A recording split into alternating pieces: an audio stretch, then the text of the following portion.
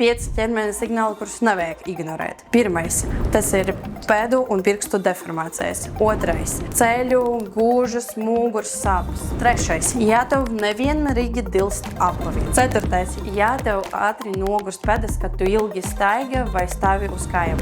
Un piektais, tev veidojas tulnas un varžas, un tu ilgi nevari viņas izārstēt, un viņi izraisa sāpes. Un šajos gadījumos tev var palīdzēt individuāli izgatavotas zolītes. Kad es izgatavoju individuālas zolītes, es ņemu vērā tieši pacienta pēdas anatomiju. Individuāli izgatavotas zolītes palīdz samazināt slodzi uz jūsu locekļiem un samazināt nogurumu ķermenī. Viņi dod atbalstu jūsu pēdas velvējumam, dod papildu amortizāciju un samazināt triecienu uz visam locekļam, tāpēc arī samazinās sāpes ķermenī. Tas darbojas efektīvi, jo radītas tieši tev.